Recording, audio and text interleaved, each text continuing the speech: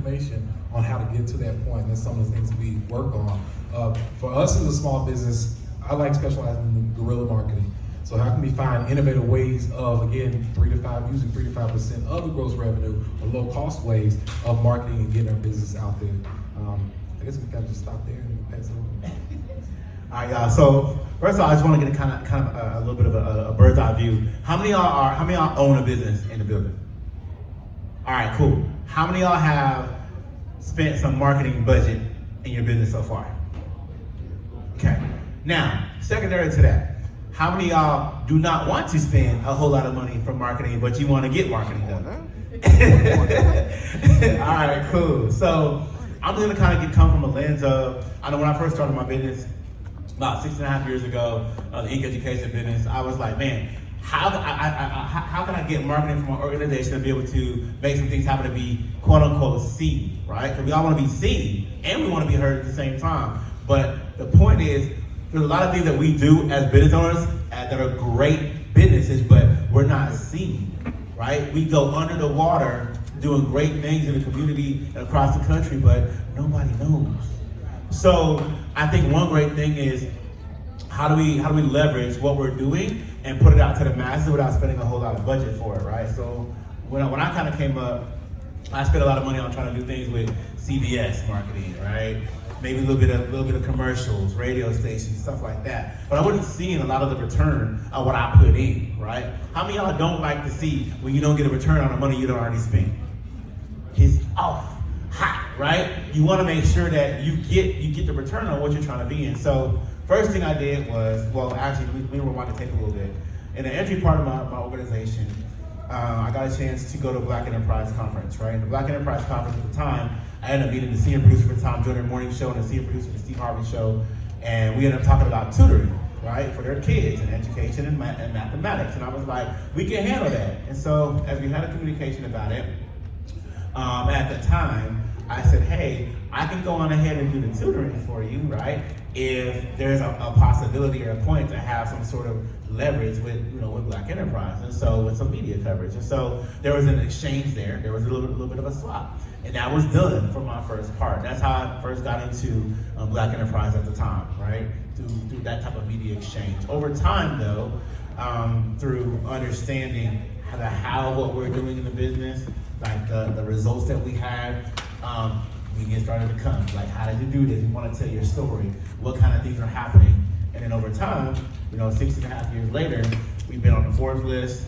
We've had articles in Forbes. I've been in Black Enterprise, like you said, NBC, Roland Martin Show, Ebony Magazine podcast, like a whole bunch of different outlets on what we've been doing to impact the community. But here's the funny thing too. When you're telling your story and media coverage comes along, one of the biggest things is you have to know how to tell your story, and it has to be timely. So if you know it's a pandemic, and we all know what happened with the pandemic in education, people were going online, they had to move overnight, like a lot of things happened. So for me, it was timely, right? This is the time where we should be talking about ink education and tutoring and students and colleges and all these different things. And I was able to make my story not only timely, but relevant.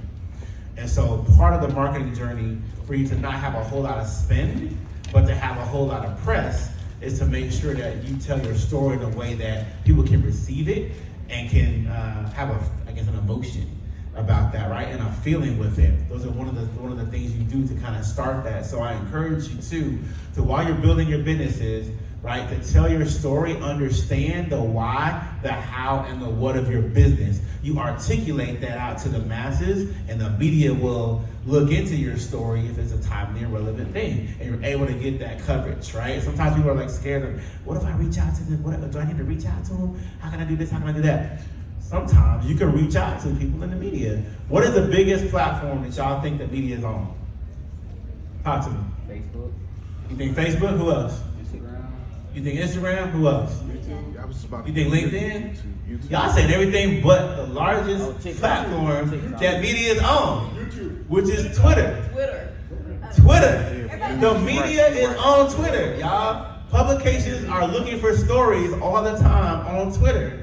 You gotta go to the Twitter feeds and see what they're talking about. You can hashtag the things that you're looking for, that your business is about, the things that are trending, all the topics. Y'all need to go to Twitter. There's also another outlet called Haro, which is called Help a Reporter Out. I learned about that when I was doing some writing for Black Enterprise a while back. You can utilize that avenue source as well to look. They're always looking for articles and subjects and content to get their stories out to the masses and the public. So you gotta hang around in Twitter. You gotta hang around in Haro. You gotta go to Instagram. I would say is probably the third place where you're gonna find the media outlets really hanging out and looking for those particular stories. So those are some tools that I think that are important for you to make those things happen. But those are just some of the entryways of getting the media without having to do a lot of spending. Another one is back in the pandemic, like he said, the media is always looking for your story. You got to know how to be able to tell your story. And remember, they may record you. I can tell you, the BBC came over they came to my house, and went throughout my entire story, because my story I put online. I just gave them a snippet about my story. And I told them, I said, you know what, I'm not supposed to be here. I'm not supposed to be talking as an African-American woman in a space that's predominantly run by males, talking about how I'm going to help 1,000 Black women to become 7-figure earners. But I'm going to teach them in a way that's a slow roll, but to be able to document it so that way they can have proof that they did it, not me. So that became something that became some of my story. But I told them about my own story. So your story matters to the media. Because I said I hit rock bottom. I lived in a motel with my 2 kids in what would now be re-gentrified in Houston, Texas. And they wanted to know, how did you get into this space? If you said you guys did not have money conversations, you hit rock bottom, was homeless with two kids, which I thought we lived in that motel for over a year. But guess what? There's a lot of young women that are like me. There's a lot of young women who are facing eviction. There's a lot of young women who are sitting in shelters or hoping to get into a shelter to change their life around. So I used my own story and I documented my own journey so that way they could be able to see that just because where you come from is not your end. It's a process to get to your purpose. And that has always been my story. So guess what? Forbes came calling. When they found out about my business, and that's what happened, allbusiness.com. So I want y'all to get the pens and papers out, because me and Jay are gonna give you guys the 1-2 step on how to get to your next media outlet publication without having to break the bank. Allbusiness.com is a syndication of Forbes.com. It's the syndication of MSN. And once you're in that platform, guess what happens? It's on the wire. So Forbes picked up the story. Guess what happened? That one story that was originated on allbusiness.com became the story in November of 2018, because they were looking to round out a story, and relationships are better than money. Money is great, money is a tool, but I can tell you, a writer who was writing the story said, they need to find a dynamic story. And I want to include you in it. I was the only person of color, but I was the only woman in that article. That story became the fastest 5, the fastest growing businesses in the US, was picked up by Forbes, and I was number 5 on the list. From there, that is how my business took off. One story. Guess who came calling? CNBC, Acorns, Wall Street Journal, iHeartMedia. I've been on iHeart, not just on The Breakfast Club, because I want you guys to know that the iHeartMedia is more than The Breakfast Club. It's syndicated. Okay? They're a syndication. I've been on iHeartMedia 4 times in 3 years. And so, in the BBC World News, it's all about relationships, because another organization I was working with said, hey, the BBC wants to hear your story. 14 hours became 5 minutes. They recorded me for 14 hours. But guess what? I was smart enough, because I learned from you have to learn from the people in the room. When I met this young man, he told me, sis, own your story. So guess what? That 14 hours, I was able to negotiate without my attorney. And I own all 14 hours, and I can use it for commercial purposes. Wow. And I never had to pay a dime for that footage. And me and the BBC own that information. And I don't have to give them anything or record or ask them, can I use it for commercial purposes? So the book will be out in May 2024. I told you relationships are important. I want y'all to write something else down. Featured.com is the Bentley to Haro. I like Haro. I like help a reporter out. Right. But I got the opportunity in 2021 to meet the CEO. It used to be called Turkle. They rebranded because I was like, most people are not going to know what that means, but featured makes sense. Okay. And so now you can go to featured.com. Every publication that you dream about is on featured.com. All you have to do is write 1,000 words or less, and if they like your story, guess what? Now you've been in Forbes, CNBC, Acorns, iHeartMedia, your favorite, and I can tell you that in 2022, I was minding the business that pays me, okay? And Martha Stewart's editor reached out to me, and she said, hey, we're looking to highlight the next self-made woman in America. And I thought it was a joke, so I said, we go to the internet, I start speaking. And I go to LinkedIn, and it was the editor for Martha Stewart. So they covered me last year as the 2022, April 2022 self-made woman in America. Thank you to Martha Stewart. Wow. And so from that, they liked my story so much, they said, hey, we're getting some good traction on this. Martha Stewart has allowed you to take over her Instagram stories. So when I tell you it's all about placement, I didn't pay a dime for this. I haven't paid for any of the things that I'm telling you. You can sign up for 3 things on featured.com, submit those things. I can tell you, when I say between us, we've been in over 100 plus mainstream publications. That's not including podcasts. We've been in interviews after interview after interview. So when I tell you crafting your story is important, but knowing how to do it, and we're gonna tell you how to be able to do this, because Linda is back there. USA Today reached out to me and said, hey, do you know someone that we should highlight? Right. Because we want to know who else that you have worked with that they should highlight. And so I said, yeah, I know the person who's helping people across the country, especially Black and brown women, become more credit and financially savvy. So she was featured in the USA Today last year. So it's important to be able to speak because you can't be everywhere.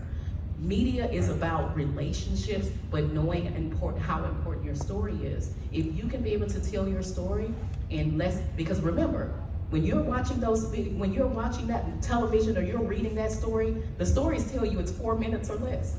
TV's less than that. So you have to be able to really be able to give them some dynamic points that make them want to keep reaching back out to you. Jay tells the same thing over and over and over and over again. But guess what? The media never gets sick of your story because they can craft it in a way. Before I give it over to Terrence, I want to tell y'all, if y'all looking to get into Essence and Black Enterprise, Business Insider, CNBC, all you got to do is Google. I'm going to tell you what to do this. Content stories for Google. For CNBC. You can go to Essence right now and say content calendar for Essence. So you know where to pitch them. So if you're a small business in animation and they're talking about certain things, which they are, you should already in this month, if you're thinking about being in Essence for Black History Month or Women's History Month, this is the time to start doing it. They're already reaching out and looking for stories. And Forbes just did theirs too. Yeah, Forbes just released theirs 2 weeks ago about their calendar. So it'll tell you like what they're doing, their editorials and their online content. So you want to be able to know what the editorial stories are so you know how to pitch. Because whether you hire a publicist or someone's pitching for you, they're doing the same things that you can do. Or you can get someone for Fiverr, Upwork, to be able to go out there and look at what they're looking at if you don't have time. Spend a couple of dollars to be able to get in front of mass amount of people. I did one media interview with iHeartMedia. It was a long interview, but it got cut down to 22 minutes. But guess what? We touched 51 million people in 22 minutes. People are still watching that from 2019. So you don't have to spend, because I'm gonna tell you, if you want a okay publicist, they're gonna charge you about $60,000. If you want the next level, they want $100,000 to $150,000. If you want the top tier of a publicist, you're paying $250,000 or more. I just told you, you have to spend 3 to 5% of your gross revenue on marketing. So did you just hear what I just said? Even on the low end, someone who's still fresh out of the games, they want 60,000. They want a commitment of 5,000 a month. On retainer. On retainer. Yeah. So you want to be, that's a lot of money to a small business. Yeah. So that's why we want to be able to show you how you can spend zero.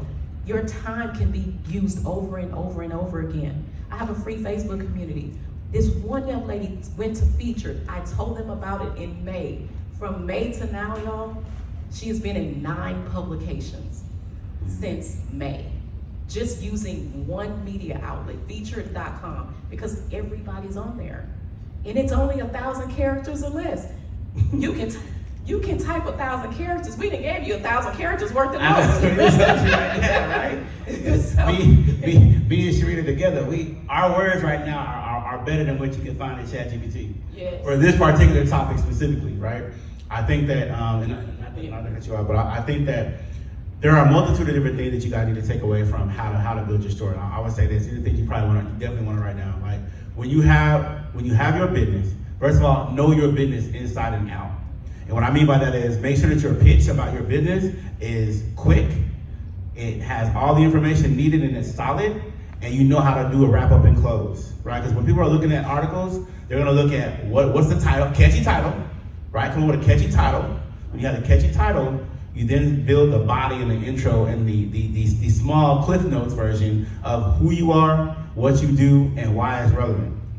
Once you have that done, you're able to close up what your would-be article is going to be and pitching to the media, and then you're able to send that out to an editor, right? When you get done sending it out to the editor will say, okay, cool, we like this story, can we interview you, right? But you want to put it in such a way as to say, hey, this is my brand, this is what I do, here's why I think it's relevant for this time, and then you just say, hey, it would be nice to set up a time where we can talk about this further. And you want to kind of leave a little bit of, I guess you could say, questioning at the end of that to say, so that they can come back to you and contact you about the next move, right? I want to say the New York Times actually hit me up a couple of weeks ago about a particular story regarding education and testing and things of that nature.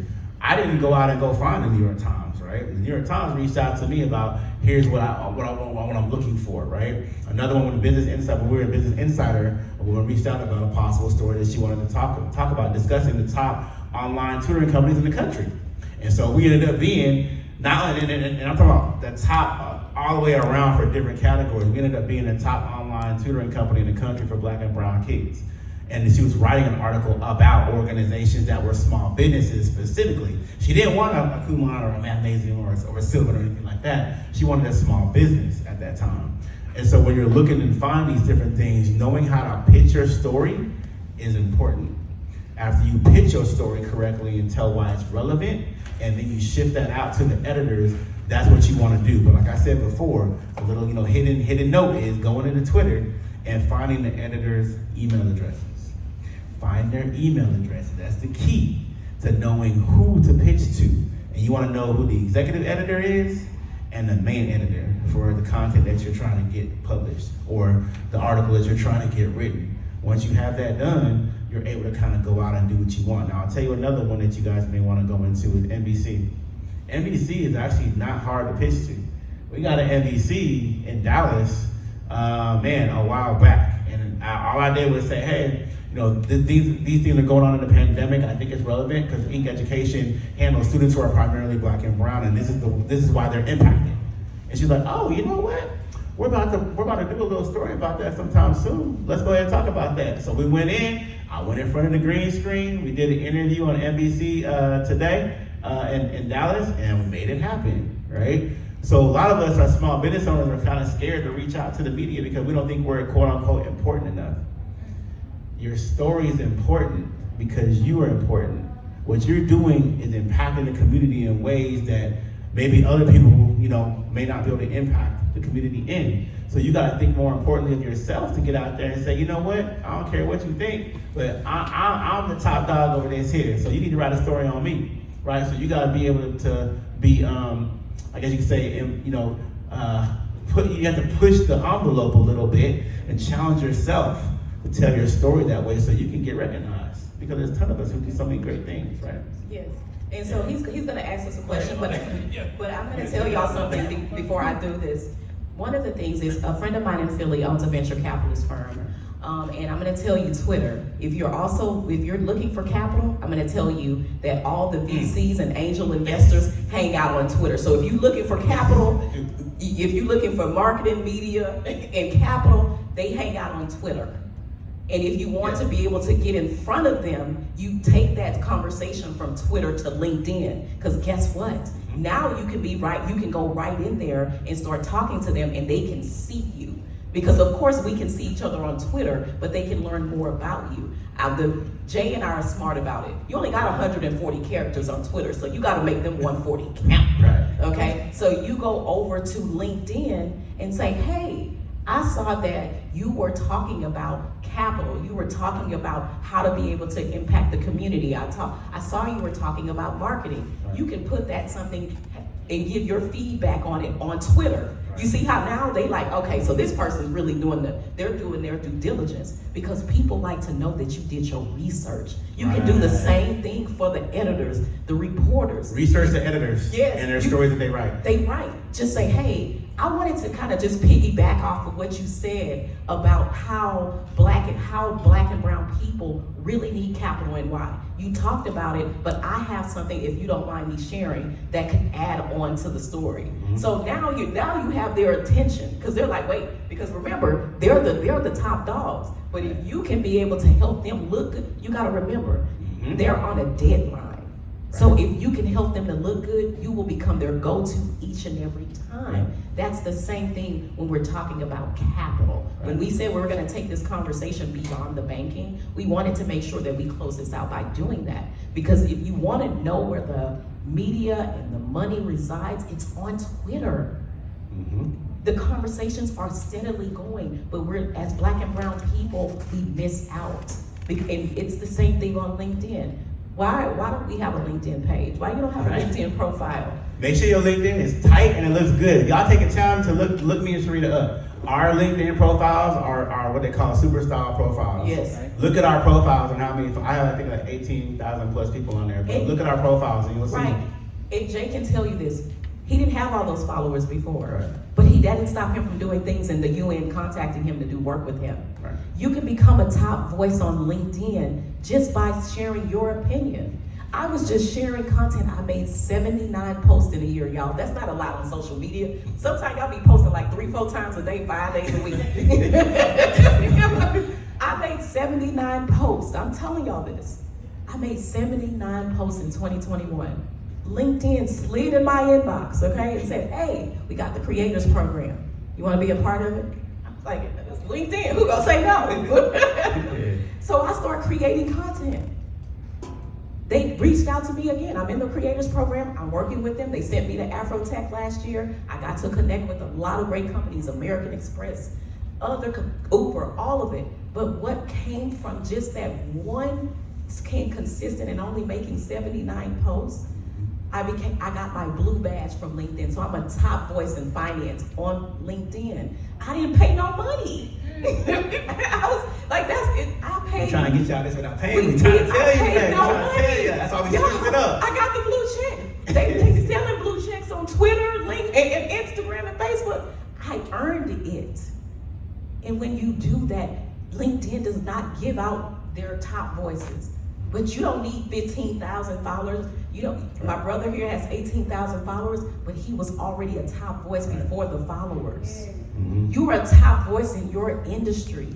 You are saying something that none of us are saying.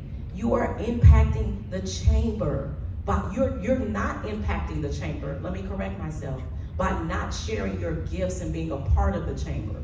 Because we're not trying to sell you memberships. We're telling you relationships is the only way we're gonna close the wealth gap. I'm not sure if you guys realize, but we're in media all the time. The media is saying by 2050, there will be no wealth in the black community. Negative. Negative. They didn't say a little bit, they said 0. Now you see your face? You see your face? Because you like lies. Lies. We out here. Lies. They said there will be no wealth Zero. Now you thinking about all the people that we following right now that's wealthy. They said that our money will be cycled out by 2050.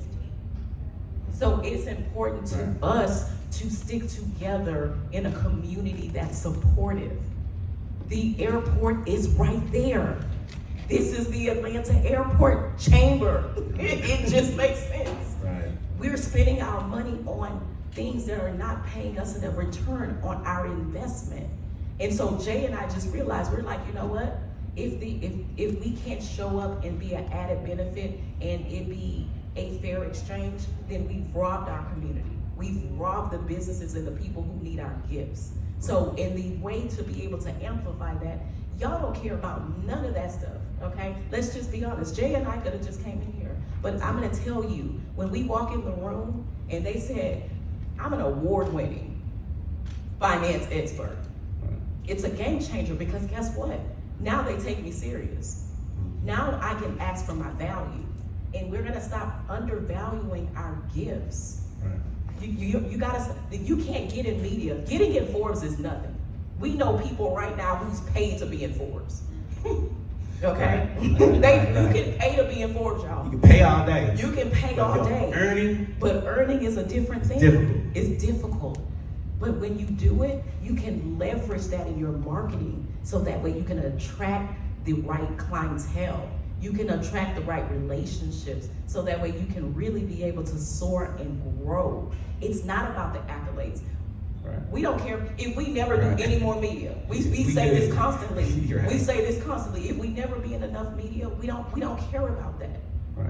Because guess what? We learned how to leverage that in places that will open the door to us, but it won't keep you. Mm-hmm. You have to be able to know and be able to have true value. Knowing your value proposition will open the door. But being able to take that value and add those accolades on top of it will make wealth for the community, not just for you. Does that make sense? And so we don't want anyone to leave here and say that we didn't bring anything back. We traveled here because it doesn't matter where we go, whether we go to the A, we in Dallas, Houston, we're gonna say the same message. Be consistent. You can go on any of our platforms. Right. It's consistency. And consistency all day, you have to consistently be able to show up. We gotta get from behind our computers and start being in person. We have to stop. Yeah, online is great, but how are you leveraging those relationships? Lastly, before I turn it over to us, because he wants to ask us a question, I want y'all to write this down. There's a difference between a network and an ecosystem. I can grab all y'all business cards, but if I don't go and speak your name or share your business with any of my following, you're just in my network. But if you're in the ecosystem, then you speak my name in the room and you build a know, like, and trust factor. So when Jay talks to a publication about me, they're coming to interview me. They're not trying to, they're asking, I start interviewing them. Because he's already gave them what they need to be able to say, we should know and be able to speak one another's businesses. If you have a business card, you should tell me, what do you want people to know about your business? Write it on there. Or email me and say, this is what, when someone's talking about my industry and what I do, here's the top 1 or 2 or 3 things that I want you to know about my business. That's the same thing with marketing. Right. What are the top things that you want to know, that you want people to know? Because there's a lot of people in animation. But what are you doing different? Right. There's a lot of people in project management. There's a lot of people in construction. What are you doing different? But who do you know? It's about who knows you. Yeah, who knows you? And her and I are really good about that, about being the plug, and we always talk about the extension cord. Yes. And how we talk about networking, but we're really good about being able to play off of each other on how we support each other, right? If Sharita needs something, she ain't got nothing but call and it's done because we support each other in that manner. That's how we gotta be as a people in the community, right? We're able to not only support each other's businesses, but tell the stories of each other in rooms that we're not even in. People should be able to talk about you in rooms that you're not even in, so you're not worried about that kind of thing, right? But Sharita and I, we've been doing this thing for a little while now, so it's one of those things we try to teach our people to do in rooms that we have to network in. Right. So I just met Jay today. There's so many jewels to drop. I'm like taking mental notes. Every time I talk to Sharita, it's just like I'm just sitting here like, wow. So a question for the entrepreneur aspiring to get to the point and being in these different publications. Having only been in local publications or regional publications, how do we leverage those publications? Is there a way to leverage those publications, or should we just go straight for the gusto of the bigger publications? Now, one of the things that Jay can say is, remember that the publications are syndications. So if you've been in local media, and Miss Linda can tell you, she was in the USA Today because I mentioned her name. But guess what? That turned into local things because they said, hey, our syndication is the network that she was in. So they said, we're not just network in the newspaper, but now there's online, there's television in that local area. So when we're thinking about it, that's why I mentioned, if you're thinking about it, stop just going to Forbes. Allbusiness.com is the syndicator to be able to get into Forbes, MSN, and CNBC. If you're thinking about Fox locally, when you're doing those interviews, just say, you ask the person that's there, what other markets could use this information that I'm sharing? Because it's not just where you are, even if it's an adjacent city, or where did they come from? Because remember, especially with local media, they travel around. They've come from other places. So ask them, where does your business and where does your story fit into different markets? I was gonna say, I think the difference between that piece is the relationships you build to get the global media, right, or the national media outlets is slightly a little bit different pathway through syndication. Now, when you go through syndication, you push information out and you push an article out and content, and it goes out to a whole bunch of different distributions through that channel. And it could be a great article, but if you do get a chance to get with somebody who's a direct editor, executive editor, or a managing editor for a publication directly, and you get earned media through that channel, that is sometimes a way to go where you don't have to worry about going through the syndication pathway and being able to be distributed through different platforms that may or may not be at the same level. You can get somebody directly where you already have that relationship, and anytime you need to be in there, you can just go. So distribution through syndication is the other way to go. Right. But direct through the publication is also a way to kind of build the relationship, so they can pass your name to an Afrotech, right, or not Afrotech, but the media that handles the Afrotech stuff, right? A Blavity, to an Essence or a Black Enterprise or whatever. So you can go either way. You can go syndication route through the different websites, or you can go directly through the managing editors and things of that nature. But you have to have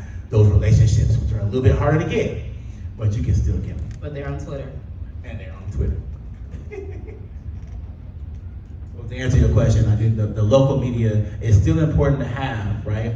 But you want the local media outlets through syndication to be leveraged to move to your national and global media outlets.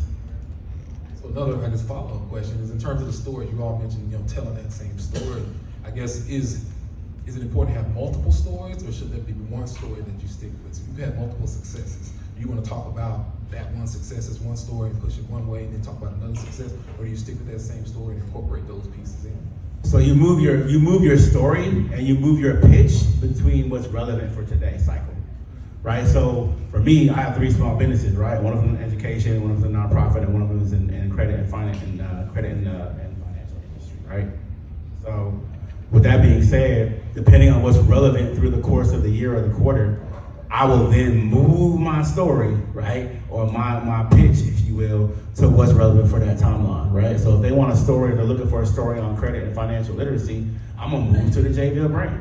If they're talking about a story about education, I'm gonna move to Inc. Education. If they're talking about nonprofits, I'm gonna move to Black Students and social media. So it just depends on what's being discussed at the time.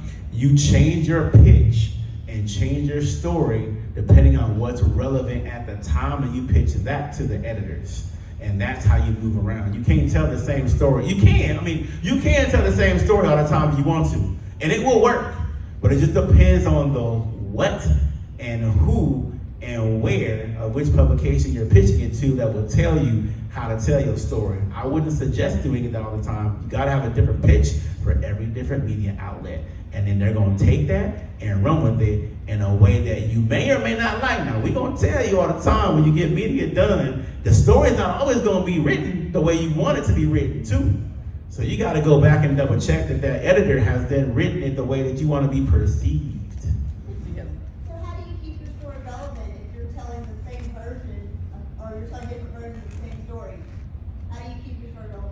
gonna tell you one of the things is making sure that you understand what the climate is and when you're telling that story. Because with just what he said, when his story became bigger because education had to change like this. So he had to change. But that doesn't change the story on why he started Inc. But he had to shift to be able to do this. When people ask me about, okay, so you started helping women and helping them to be able to do this, I do, like he said, we believe in multiple streams of income. I do government contracting, but I'm still doing the same work. I've just been able to change it and to be able to amplify it so I'm able to stay relevant. And that's the thing. You don't have to go into different things. Like some people think, oh, I need a job over here, I need to do this and do that. No, you have to be able to stick within what makes sense. Because the worst thing that you can do is to think that the media does not fact check. Please know that. They will fact check. Don't go to Forbes and your stuff is off or you don't have the right information, they will take your article back quick. Really quick. And even if it's been out there, they will wipe it off the internet.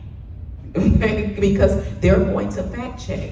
So make sure that the story that you're telling has some consistency, because that's where a lot of people get caught up and they don't get those things. Because when they say, oh yeah, when you read this, can you give me, when they start doing too much and asking you over and over and over again about something didn't line up. So you want to make sure that when you're thinking about that, Natasha, you've pivoted the business, you've added more onto what you're doing. You can still talk about why you did that. It had nothing to do with the pandemic. A lot of people like Jay, it amplified what he was doing. He was going to be on this trajectory anyway. It just, when the pandemic happened, it sped it up. So you can still talk about that as well. More small businesses need what you have, because processes and procedures was one of the main reasons that most small businesses continue to be able to fail. You can talk about that all day. Right now, there's a story that I'm gonna pass it off to you, because they just want to talk about how does the tax implications have a negative impact. Processes and procedures. Processes and procedures. You can talk about that timely. All the time. Your company should be pacing itself to be able to talk about it. You don't have to be in that industry, but you should be thinking about May is Mental Health Month. Start thinking about what is the national things that's happening. For Jay and I, we already have our schedules for 2024 and 2025.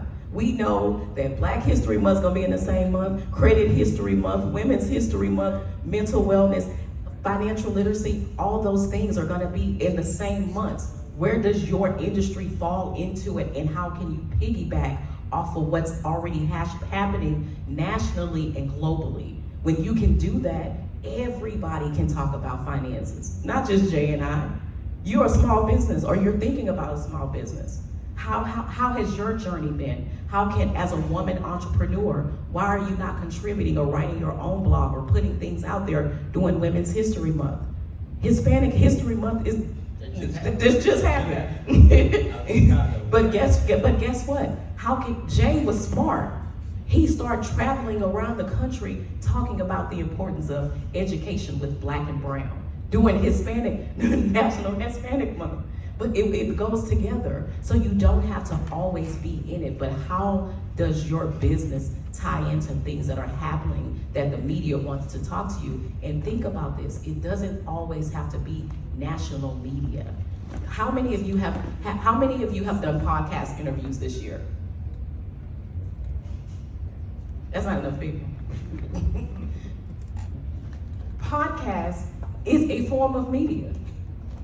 They went in between flights. Yeah, podcast. Yeah, it's podcast.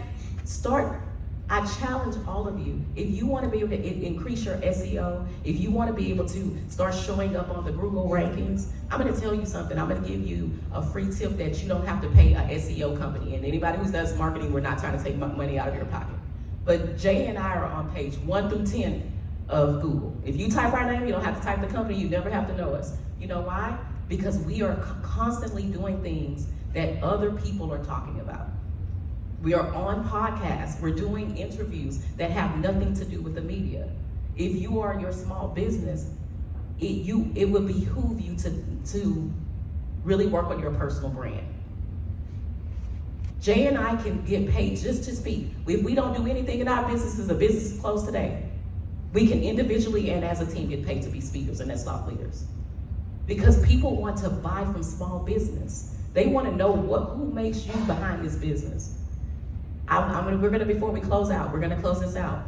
I want to ask y'all, because Jay, we all like Amazon. Some of us, I know Jay's the only, he's not an Amazon person. But I want to ask y'all, who is the current CEO of Amazon? Does anybody know? It is not Jeff Bezos. It's not Jeff. No. He's on the board now. He's on the board. Yeah. He hasn't physically ran that company in a few years. But the personal brand of Jeff Bezos is enough. He doesn't have to ever attach himself to Amazon ever again.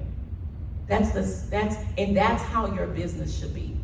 That if you decided to step down tomorrow, that you're still so sought after because you built a sustainable business that somebody else can be the CEO. But guess what? We don't even know the current CEO. You have to Google the current CEO's name. And the reason why I asked you is because guess what? Your business should be like Amazon. That you can step away from the business and the first thing that comes to mind when you hear Amazon is not Prime, it's Jeff Bezos. That's the truth. That's the truth. So we want to know who you are, and then everything else. Most people forget Inc. Education. As easy as that name is to remember. But guess what? They know J. Veal. That's easy to find. So if we forget your business, we should know your name, because your name really does carry weight. Not just in your business, not just in media, but period. And on that. Period. Thank you all. Good job.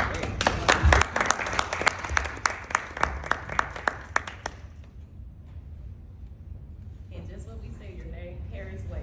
Carmelita Scott. Well, let's give them another round of applause. What insightful information. So, ladies and gentlemen, and esteemed participants and panelists, I'm so sorry, we don't have another airplane for you.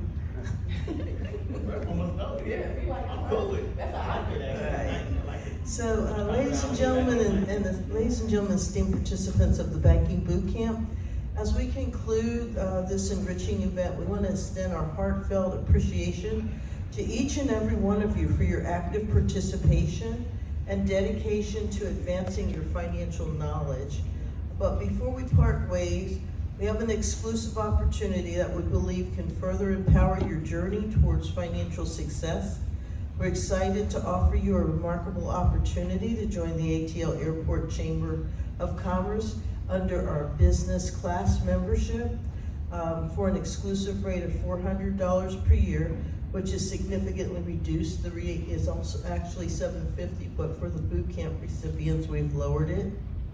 It's only available until midnight, so seize your opportunity now to unlock a world of benefits and connections.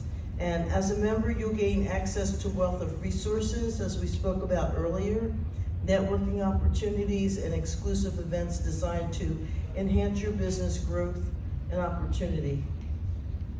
But that's not all. By becoming a member of the Chamber, you also receive complimentary access to most of our coveted EDI programming, which could otherwise cost $750 per session for non-members, but this unique chance, as we mentioned earlier, is to access invaluable insights and knowledge that can fuel your business success. So, before we wrap up, we want to express our heartfelt gratitude to our sponsors whose support has made this Banking Bootcamp and the ATL Airport Chamber's initiatives possible. Their commitment to our community and their dedication to fostering economic growth are truly commendable. So, thank you again for being part of the Bootcamp, and we look forward to welcome you as a member of the ATL Airport Chamber. Thank you.